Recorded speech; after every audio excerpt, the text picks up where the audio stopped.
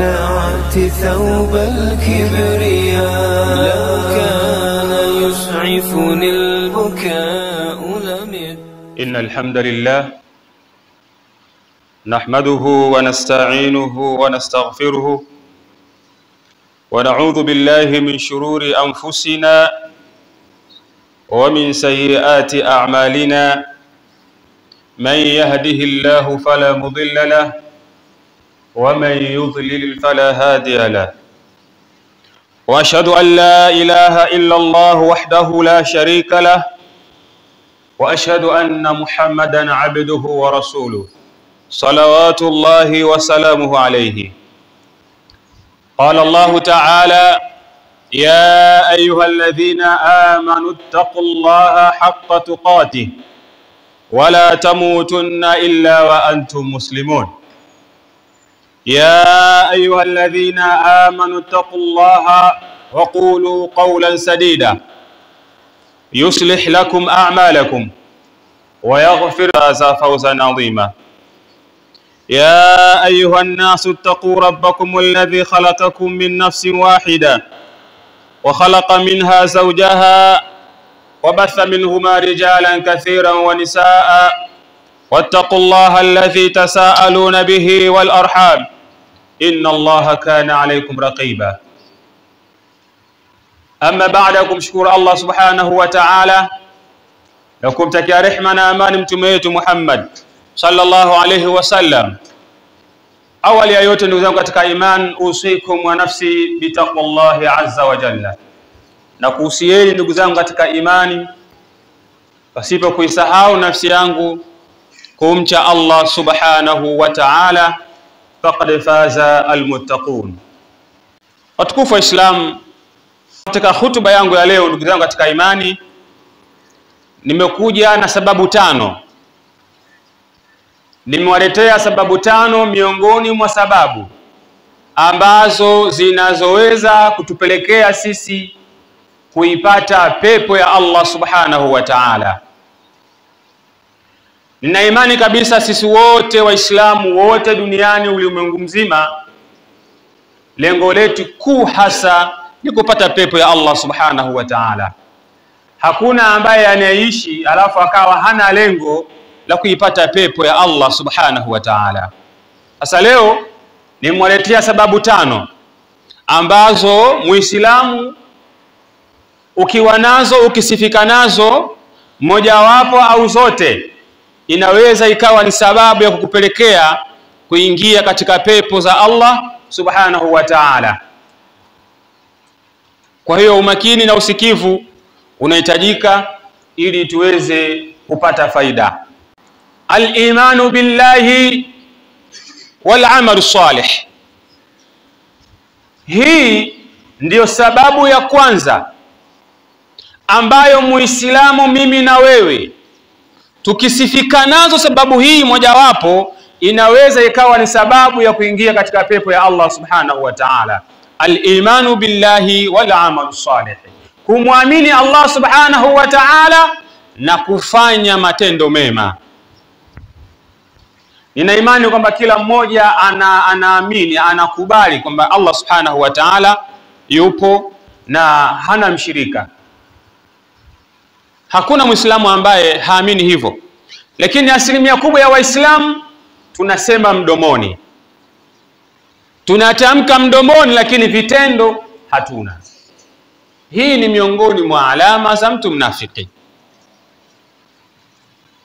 Usiwe ni mtu wa kutamka tu kwamba mimi ninamwamini Allah, mimi ninamwamini Allah, lakini katika matendo yako ni tofauti na maneno yako.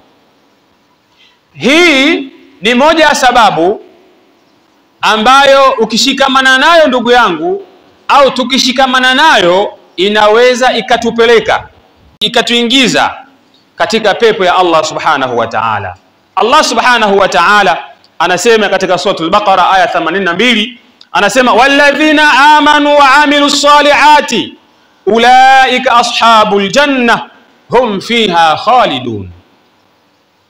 Anasema wale ambao waliomwamini, wanaomwamini Allah subhanahu wa ta'ala, anayemwamini Allah kwamba yupo na anastahiki kuabudiwa yeye peke yake katika kila ibada. Kila ibada unayojua wewe anatakiwa aelekezewe Allah subhanahu wa ta'ala. Kuna watu leo hii wakichinja hawachinji kwa ajili ya Allah subhanahu wa ta'ala. Yani kuna baadhi ya ibada zingine watu wanazifanya si kwa ajili ya Allah subhanahu wa ta'ala. Kwa hiyo Allah anasema walladhina amanu, wale ambao waliomwamini Allah subhanahu wa ta'ala, wa amilus salihati, wakafanya matendo mema. Ukashikamana na kufanya matendo mema, matendo yanayomridhisha Allah subhanahu wa ta'ala katika maisha yako yote, kuanzia asubuhi mpaka usiku, wewe ni matendo mema, matendo mema.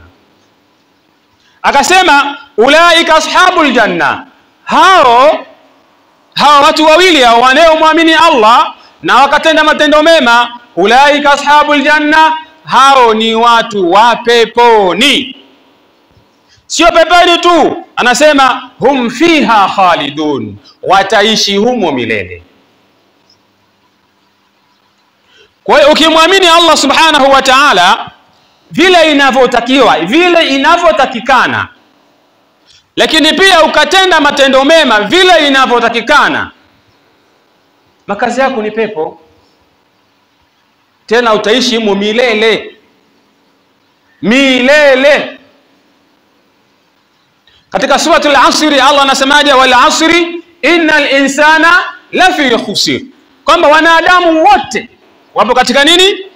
Katika hasara.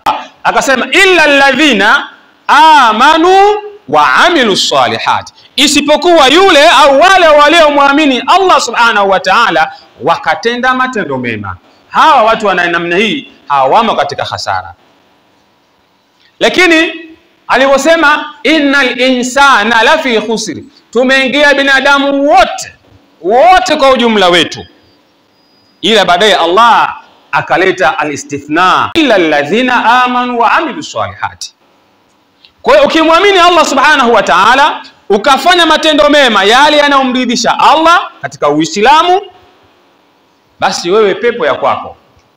Lakini si unasema unamwamini Allah subhanahu wa ta'ala alafu wewe kumbe ni mtu wa waganga, mtu wa shirki, mzinifu, muongo, mwizi, maasi yote unayo wewe, alafu ukifika mbele ya Waislamu wenzako unasema ana amantu billah, inamwamini Allah subhanahu wa ta'ala. Hapana, bali unaposema unamwamini Allah subhanahu wa ta'ala, basi lazima uyafanye yale yote ambayo Allah ametuamrisha kuyafanya, uyaache yale yote ambayo Allah subhanahu wa ta'ala amekataza sisi kuyafanya. Lakini pia Mtume sallallahu alayhi wasallam anakazia tena hapo katika hadithi ambayo anaisimulia Sufyan ibn Abdullah al-Thaqafi, qala qultu ya Rasulullah qul li fi al-islam qawla. Sahaba huyu alimfuata Mtume akamwambia, ya Rasulullah, niambie mimi, nipe neno moja katika Uislamu linalohusu Uislamu, hebu nipe neno. Akasema sahaba yule, hilo neno ukiniambia mimi ya Rasulullah, la as'aluhu, sintomuuliza mwingine yoyote, ahadan, yoyote isipokuwa wewe peke yako. Mtume akamwambia, qul amantu billah, qul amantu billah thumma istaqim. Akamwambia sema ninamwamini Allah subhanahu wa ta'ala, lakini pia kuwa na msimamo katika neno lako ulilolisema.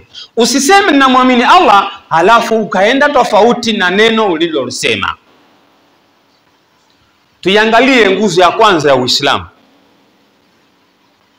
Tunafahamu Uislamu una nguzo ngapi? Una nguzo 5. Nguzo ya kwanza inasema shahadatu an la ilaha illa Allah wa anna Muhammadan Rasulullah. Tupo hapa baadhi yetu ndani ya wiki nzima yote hii, leo tumeingia msikitini katika salatul Jumaa, ndio unaweza ukatamka hili neno katika tashahudi yako, lakini siku zote hizi hukuwahi kutamka hili neno.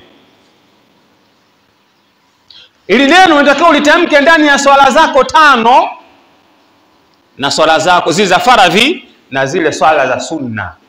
lazima ulitamke katika tashahudi yako ya kwanza na ya pili. Shahadatu an la ilaha illa Allah. Kwanza katika hii kuna mambo kama matatu hapa yapo. Kwanza unathibitisha wewe kwamba unashuhudia, unakiri katika moyo wako kwamba hapana mola, unakanusha hakuna mola, hakuna Mungu. Alafu mwisho unathibitisha illa Allah, isipokuwa nani? Allah peke yake.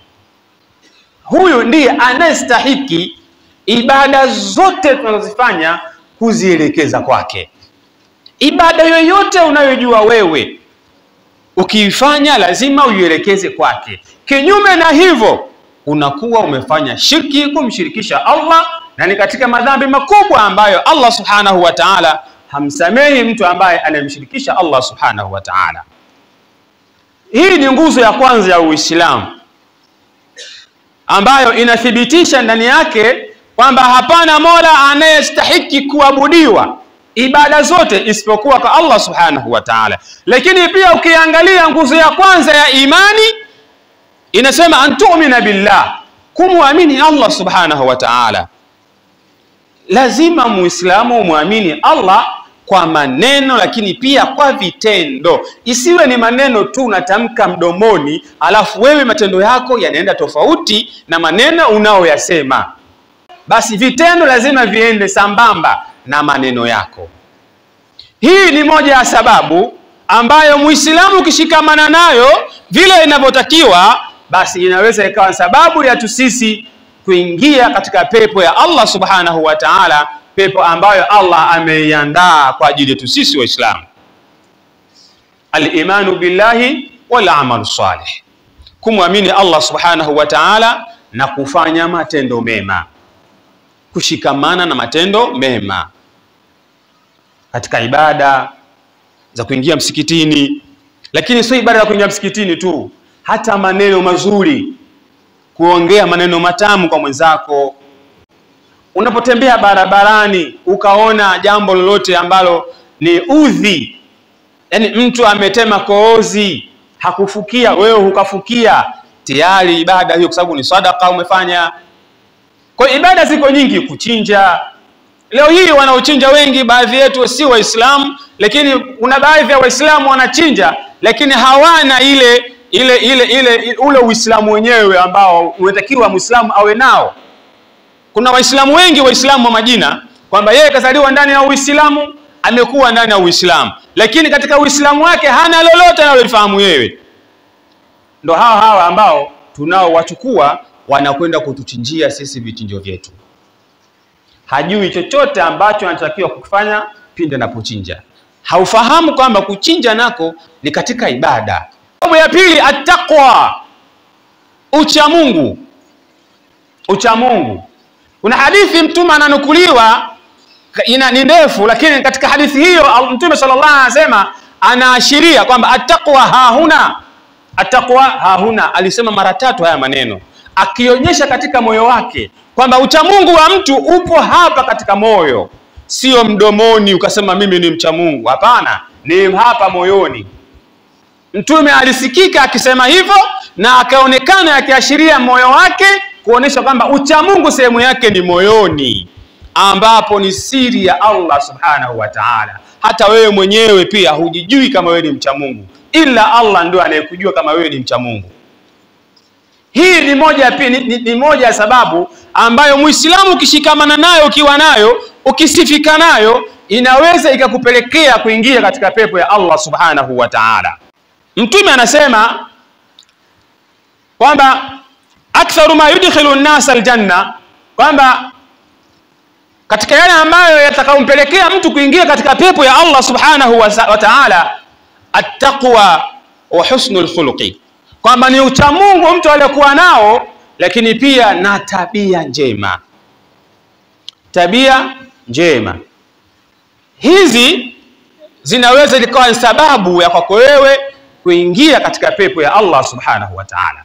Ucha Mungu ambao upo ndani ya moyo, umefichika ndani ya moyo, ukasifika nao, na hii ni Allah ndo anayejua siri hii. Lakini pia husnul khuluqi, kuwa na tabia njema, kuwa na tabia nzuri. Waislamu tumekuwa na tabia mbaya, Waislamu tumekuwa na tabia chafu, tabia mbovu ambazo Muislamu hatakiwi kusifika nazo. Leo hii Waislamu ndio tunasifika nazo, tena tunajipamba nazo na tunatembea barabarani kwa kujidai. Sio sifa za Uislamu, si tabia njema, si katika tabia nzuri. Miongoni mwa tabia njema, mwa tabia nzuri, hebu muangalie Habibullah, kipenzi cha Allah subhanahu wa ta'ala, mtume wa Allah, mtume wa mwisho, aliishi vipi katika maisha yake ya kila siku?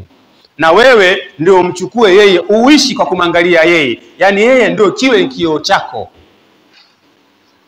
Leo hii sisi hatumwangalii mtume, tunawaangalia watu maarufu. Waislamu, ataqwa, ucha Mungu, ni miongoni mwa sababu ambazo zinazotupelekea sisi Waislamu kuingia katika pepo ya Allah subhanahu wa ta'ala, kama mtume alivyosema, katika vitu ambavyo vitakavyomuingiza mtu peponi ni mtu kuwa na ucha Mungu, lakini pia kuwa na tabia njema, kusifika na tabia nzuri. Muislamu sifika na tabia njema, usisifike na tabia mbaya, tabia chafu. Unaharibu kizazi chako. Unakuwa, au wewe inawezekana kama una familia yako, watoto wako, familia yako wanakuona na wao wanaiga tabia ambayo uliokuwa nayo wewe. Kwa hiyo Waislamu, tusifike na tabia njema, lakini pia ucha Mungu ni moja ya sababu itakayokupeleka wewe katika pepo ya Allah subhanahu wa ta'ala. Na ucha Mungu ni nini? Ucha Mungu ni kufuata maamrisho ya Allah subhanahu wa ta'ala. Yote aliyotuamrisha tuyafanye, lakini pia kuyaacha makatazo yote ambayo Allah subhanahu wa ta'ala amekataza tusiyafanye. Ukiishi hivyo, tunasema wewe ni mcha Mungu. Lakini ucha Mungu hatuwezi kusema sisi, bali Allah ndo anayejua kama wewe ni mcha Mungu.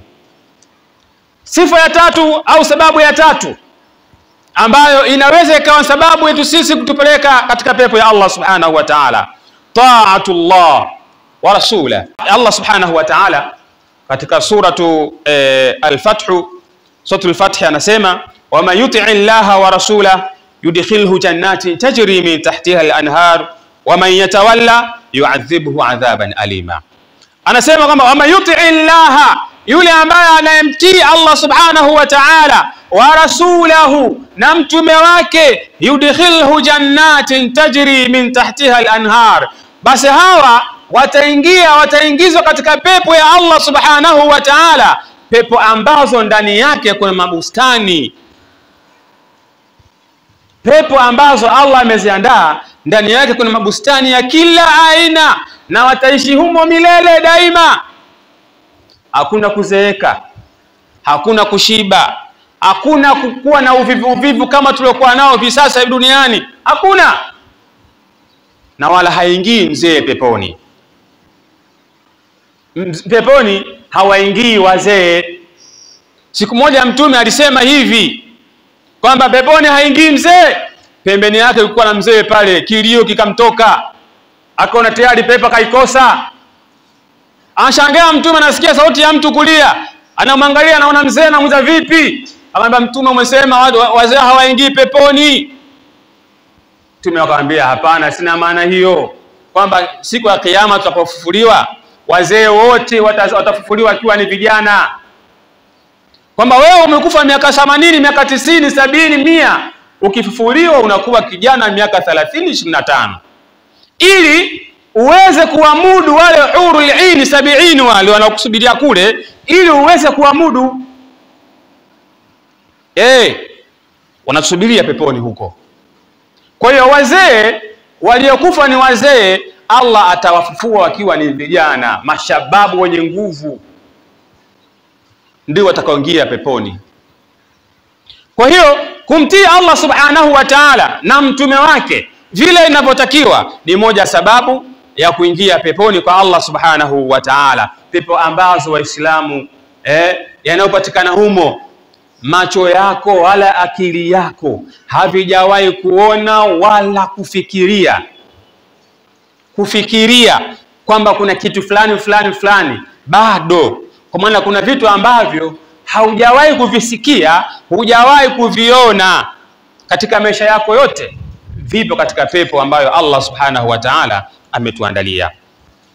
Lakini pia Mtume sallallahu alayhi wasallam anasema katika hadithi yake, siku moja Mtume alisema, ambayo anatusimulia Abu Huraira radhiyallahu anhu, anasema kullu ummati yadkhuluna aljanna, kwamba umati wangu wote, ummati Muhammad, utaingia peponi. Mtume alisikika akisema hivyo mbele ya maswahaba zake, umma wangu wote utaingia peponi. Akasema illa man aba, isipokuwa yule ambaye atakayekataa kuingia peponi. Sasa jiulize hilo swali, je, ni wewe ni miongoni mwa watakaokataa kuingia peponi? Lakini Mtume ashasema kwamba illa man aba, isipokuwa yule ambaye atakayekataa kuingia peponi. Masahaba kusikia hivyo wakamuuliza, ya Rasulullah, wa man yaba, ni nani huyo atakayekataa kuingia peponi? Atakuwa ni mjinga sana, mpumbavu. Mtume akasema man ata'ani dakhala aljanna, yule atakayenitii mimi Muhammad, kuyafuata yale ambayo nimeyafundisha, nimeyaelekeza, nimeyasema, basi mtu huyu ataingia peponi. Waman asani faqad aba, na yule atakayeishi tofauti na haya, tofauti na mimi vile nilivyoamrisha, nilivyoelekeza, nilivyofundisha, basi mtu huyo ndiye atakuwa amekataa kuingia peponi. Kwa hiyo wale ambao wanaoishi kinyume na taratibu ambazo Mtume ametuelekeza, ametufundisha, basi wewe utakuwa umejikataza mwenyewe kuingia katika pepo za Allah subhanahu wa ta'ala. Wewe pepo huioni wala hautonusa harufu yake. Hii ni moja ya sababu ambayo tukishikamana nayo Waislamu vile inavyotakiwa, ukamtii Allah kwa kufanya yale yote ambayo ametuamrisha, lakini pia ukamtii Mtume vile inavyotakiwa, ukafuata sunna ya Mtume sallallahu alaihi wasallam, ukamuiga Mtume alivyoishi. Waislamu, hii ni sababu ya tatu ambayo Waislamu tukishikamana nayo inaweza yakawa sababu tu sisi kuingia katika pepo ya Allah subhanahu wa ta'ala. Aqulu qawli hadha wastaghfirullah li wa lakum fastaghfiruhu innahu laghafurur rahim wa huwa barrul karim. Alhamdulillah wassalatu wassalamu ala rasulillah sallallahu alayhi wasallam wa ba'd. Waislamu, tunaenda kwa haraka haraka kutokana na muda, hatuwezi kuingia ndani zaidi, sababu tukisema tuingie ndani zaidi, basi sababu moja tu inatosha kuichukua katika hutuba nzima. Lakini tunajaribu kuchukua kidogo kidogo, ilmadi ukitoka hapa uondoke na vitu vitatu walau vinne ambavyo utaenda kufanya kazi katika maisha ya kila siku. Sababu ya 4 ambayo Muislamu ukishikamana nayo inaweza ikakupeleka katika pepo ya Allah subhanahu wa ta'ala, aljihadu fi sabilillah. Ukisikia jihadu, sio jihadi ya kwenda vitani peke yake, hapana. Zama zetu hivi sasa hatuna jihadi. Unaweza ukaishi Tanzania hapa mpaka unakufa miaka 80 90 hujasikia jihadi, kwa maana vita kama vile alipopigana Mtume mpaka akatolewa meno ya mbele. Masahaba wamekufa panga kwa panga, uso kwa uso, mpaka unakufa unaweza usisikie vitu hivyo. Jihadi ilikuwa ni zamani, enzi za Mtume. Ile jihadi kwa maana ya vita ilikuwa zamani. Na zamani ilikuwa hakuna jihadi ile ya wewe upo kwako na mimi nipo kwangu na kulishia bomu unalipuka huko, hapana. Tunatoka nje uwanjani, uso kwa uso, pua kwa pua. Nimekukata, umenikata, nimekuchoma kisu, nimekata kichwa, kisha habari yako. Lakini sasa hivi wewe upo kwako na mimi nipo kwangu, na kushia tu bomu huko unalipuka, basi habari imekwisha. Kwa sasa hivi tuna maendeleo, yani tatawur, kama tumepanda daraja kidogo. Waislamu, aljihadu fi sabilillah, jihadi kwa ajili au kupigania Uislamu ni sehemu mbili tu. Kwamba aljihadi yakunu bil mali wan nafsi, kwamba jihadi inakuwa kwa ajili kwa mali yako au kwa nafsi yako. Inakuwaje kwa mali yako au kwa nafsi yako? Ni pale inapohitajika pesa, inapohitajika mali ili kuendeleza Uislamu mahala fulani, sehemu fulani, au kujenga kitu fulani chenye faida katika jamii ya Kiislamu au jamii kwa ujumla au kwa taifa kwa ujumla. Ukapeleka mali yako hata kikiwa ni kidogo, basi hiyo unakuwa umefanya jihadi bil mali. Umefanya jihadi kwa mali yako. Jihadu nafsi, kwamba wewe umeipeleka nafsi yako, kwa maana umeshiriki wewe mwenyewe, umetoa nguvu yako, ukashiriki katika shughuli ya kiujenzi, shughuli ya kiutendaji, ili Uislamu usonge mbele. Mfano, sehemu kuna ujenzi unafanyika wa madarasa, wa msikiti, wa shule, wa hospitali, wa kisima, na wewe ukaenda kushiriki kufanya kazi, jasho likakutoka, ukachafuka, tunasema wewe umefanya jihadun nafsi, jihadi umepeleka nafsi yako. Leo hii Waislamu wengi tunatoa mali peke yake, hata hiyo mali yenyewe pia inakuwa ni kwa mbinde. Tumesahau jihadul mali, ambayo jihadul mali hii ndio imetupelekea mpaka leo Waislamu hivi sasa Kinyerezi tumeupata Uislamu. Kuna watu huko nyuma, maswahaba wa Mtume wametoa mali zao. Mtu anaenda anakomba mali yake yote nyumbani kwake, anampelekea Mtume sallallahu alaihi wasallam ili tu Uislamu usonge mbele. Leo Uislamu tufikia hapa. Wewe una juhudi gani? Una kipi ambacho umekifanya katika Uislamu? Ikitokea leo hii umekufa hapa, uwe na la kujibu mbele ya Allah subhanahu wa ta'ala, uwe na la kujitetea mbele ya Allah subhanahu wa ta'ala, kwamba Uislamu wewe umeutumikia hivi na hivi na hivi na hivi. Umondoka, Uislamu bado unasonga mbele kupitia wewe. Unalipi Muislamu? Allah subhanahu wa ta'ala anatuambia katika sura Tauba kwamba inna Allah ashtara minal mu'minina anfusahum wa amwalahum, kwamba Allah subhanahu wa ta'ala amenunua kwa waumini, kwa Waislamu, nafsi zao na mali zao. Kwamba Allah amenunua nafsi yako na mali zako. Vipi Allah ananunua mali yako na nafsi yako, wakati Allah huyo ndio aliyekupa hiyo mali na aliyekupa hiyo nafsi? Lakini huyo anakuambia yeye ndio amenunua mali yako na nafsi yako, kwa maana kwamba amekupa mali ili wewe uje uitumie vile anavyotaka yeye. Hajakupa mali ili uitumie tofauti na vile anavyotaka yeye. Yani mali ya kwake unaitumia wewe, alafu yeye anakuja na kulipa. Hiyo ni offer. Nafsi ya kwake amekupa, anaweza kuichukua, lakini amekupa wewe, alafu anataka uitumie vile anavyotaka yeye. Anaweza kuichukua. Kwa hiyo Allah subhanahu wa ta'ala amenunua kwa waumini nafsi zao na mali zao, bi anna lahumul janna, bi anna lahumul janna. Kwa maana hivi vitu viwili ukivitumia vile vinavyotakiwa, ukatoa nafsi yako, ukaitoa mali yako vile vinavyotakiwa, basi wewe Allah anasema umepata pepo yake. Yani Allah anakuzawadia pepo. Allah anakuzawadia pepo ya kwako. Hii ni ofa. Ni ofa. Allah anakuzawadia ofa hii.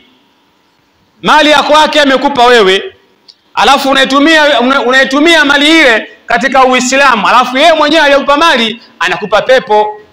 Kwa hii ni ofa. Kwa hiyo ndugu zangu Waislamu, hii ni sababu mojawapo ambayo Waislamu tukishikamana nao vile inavyotakiwa, inaweza kawa ni sababu yetu sisi kupata pepo ya Allah subhanahu wa ta'ala. Tupiganie Uislamu, tuutetee Uislamu kwa nafsi zetu, kwa mali zetu. Uislamu hauwezi ukaenda bila mali. Uislamu hauwezi ukaenda bila mali. Kama usingeenda bila mali, leo Uislamu usingetufikia hapa. Soma historia ya Mtume na maswahaba.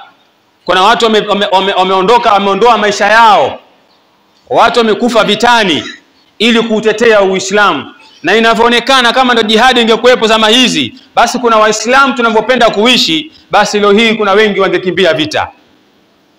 Waislamu ni waoga sana, waoga mno. Ila kwenye maneno tuko vizuri, lakini sio vitendo. Mimi na wewe Muislamu wa zama hizi, mimi na wewe Muislamu wa 2025, tuna lipi ambalo tumelifanya kwa ajili ya Uislamu? Tuna lipi ambalo tutajidai nalo mbele ya Allah subhanahu wa ta'ala? Tumekufa leo hii, kaburini kwetu tunalo la kujitetea kwa ajili ya Uislamu. Hauna kovu hata kidogo, wala nywele haijakatika, kwa ajili ya Uislamu wako, Muislamu wa zama hizi. Waislamu wameondoka uhai wao wameutoa kwa ajili ya Uislamu enzi za Mtume sallallahu alaihi wasallam. Na Mtume mwenyewe amekufa akiwa hana meno mbele kwa ajili ya Uislamu huo. Na wewe ni mtume huyo.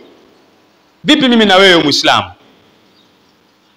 Hii ni moja ya sababu ya kuipata pepo ya Allah subhanahu wa ta'ala. Lakini sababu ya mwisho Waislamu, talabul ilmi liwajhi Allah, ni kutafuta ilmu kwa ajili ya Allah subhanahu wa ta'ala. Tusomeni Waislamu.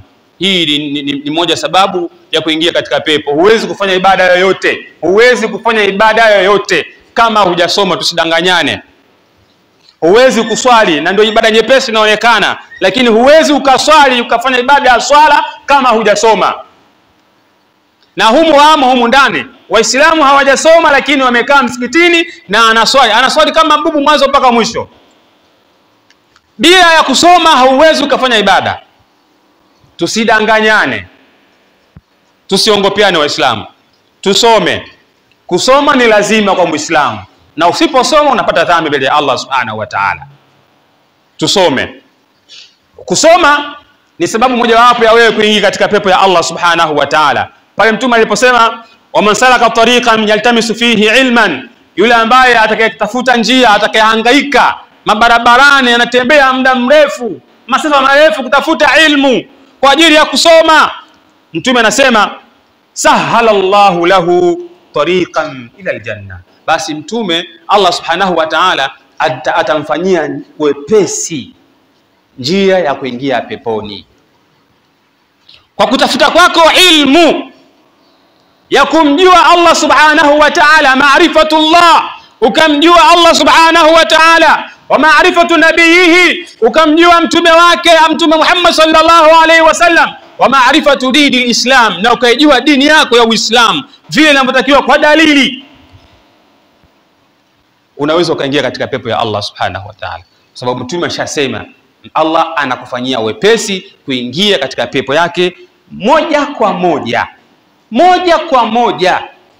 Waislamu tusome. Bila kusoma hauwezi kufanya ibada.